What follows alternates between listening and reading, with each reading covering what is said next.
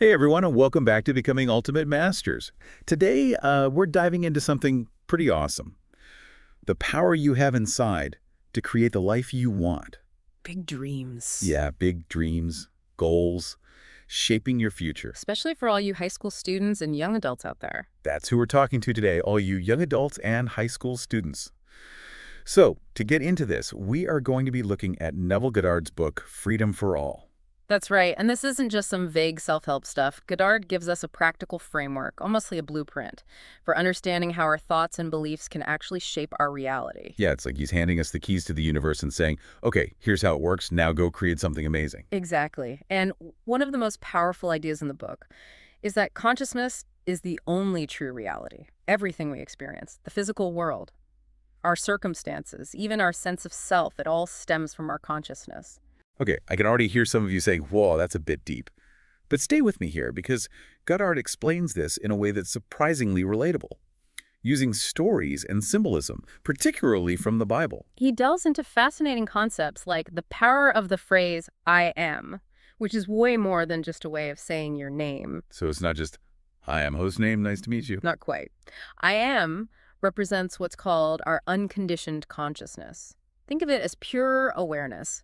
The simple knowing that you exist. Before you start labeling yourself with limitations, it's like that feeling of pure joy.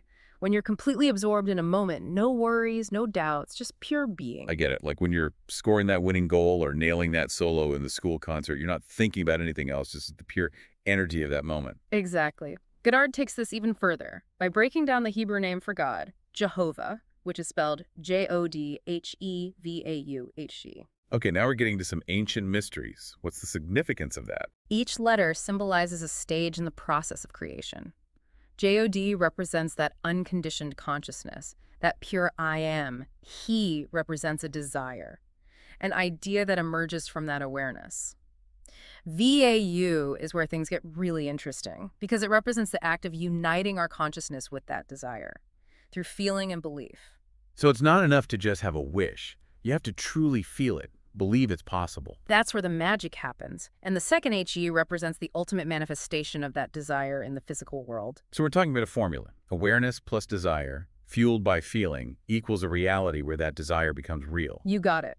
And Goddard uses a brilliant example to illustrate this, the story of Noah's Ark. You might think it's just a story about a flood, but it's actually a symbolic representation of this entire creative process. Wait, so Noah building the ark is like us building our dreams. Think of it this way. Noah represents consciousness, the awareness of I am. The ark itself is the desire taking shape, and the flood represents all the challenges and doubts that try to wash away that desire. Wow, that puts a whole new spin on that Sunday school lesson. Yeah. So how does Noah fit into this Jodhevaughg breakdown? Noah, representing consciousness, has an idea his son Shem. Then, through the act of building the ark and weathering the storm, he's uniting his consciousness with that idea through feeling and belief. That's the VAU. Finally, the ark reaching dry land and a new world emerging.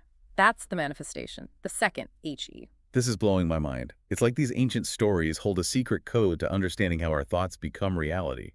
But are there other examples that show this principle in action? Absolutely. Goddard uses another compelling story, the one about Isaac blessing Jacob. On the surface, it seems like a story of deception, but it's really about the power of feeling to make our desires real.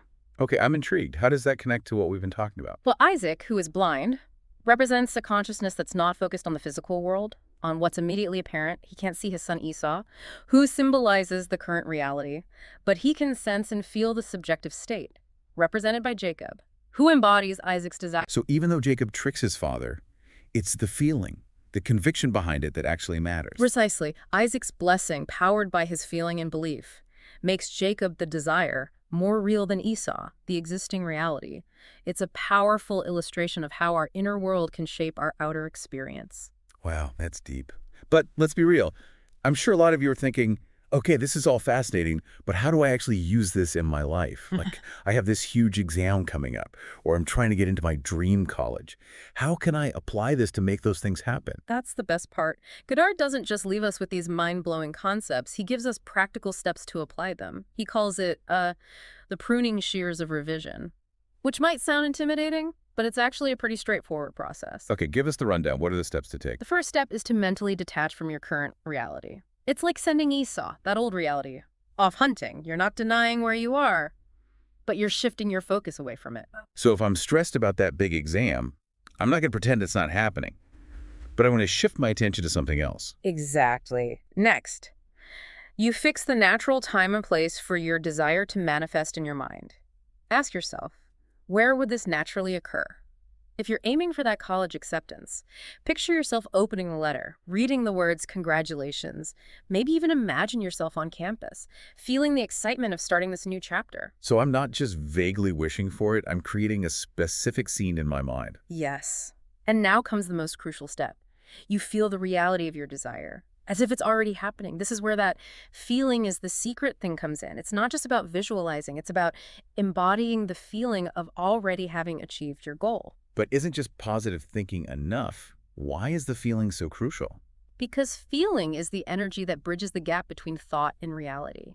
It's like the electricity that brings your mental picture to life. Think about it. When you really believe something, when you feel it in your gut, doesn't it feel more real, more attainable? I see what you mean. So if I'm visualizing getting that college acceptance, I need to feel the excitement, the relief, the pride, everything that comes with achieving that goal. Absolutely.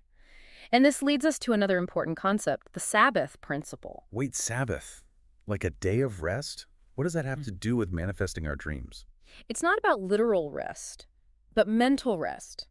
After you've planted the seed of your desire in your consciousness, you need to allow it to gestate without interference. You've set the intention, felt the reality.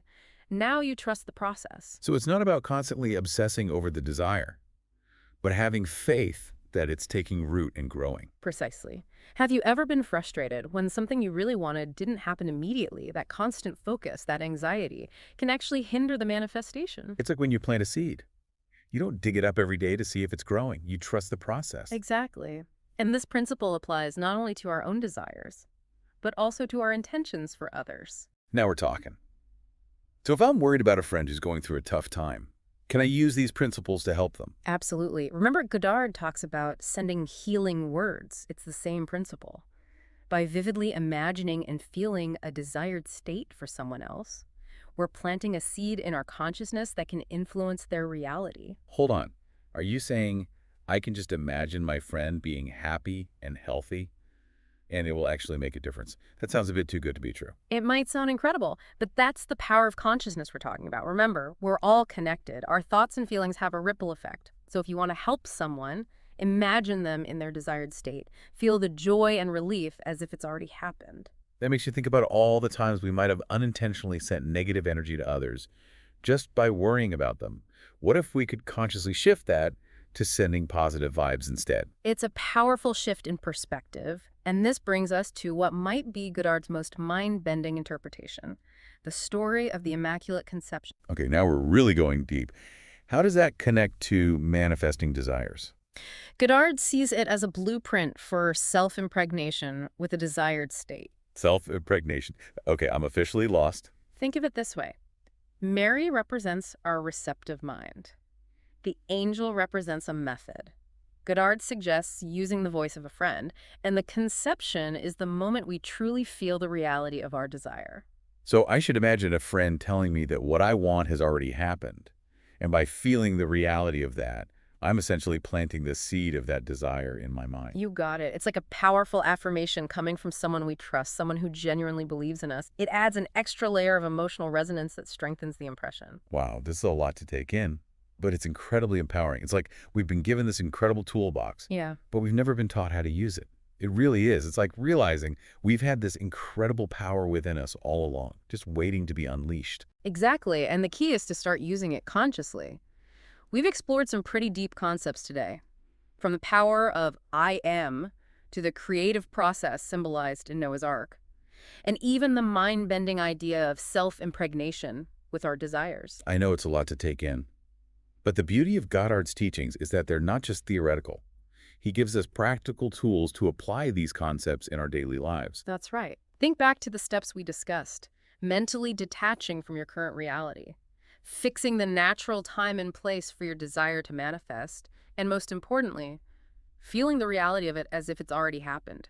These aren't just random steps. They're a roadmap for turning your dreams into reality. So it's not about becoming some kind of superhuman who can control the universe. Yeah. It's about understanding the natural laws of consciousness and using them to create the life we want. Precisely. It's like learning a new language. Once you understand the grammar, you can start expressing yourself in ways you never thought possible. So what's the first step our listeners can take to start applying these principles? Start small. Choose a desire that feels achievable, something that excites you, but doesn't feel overwhelming. It could be acing that upcoming test, getting that part-time job you've been wanting, or even just having a great day with your friends. Then apply the steps. Visualize it, feel it, and let go of any doubts or anxieties. And remember that Sabbath principle we talked about. Yeah.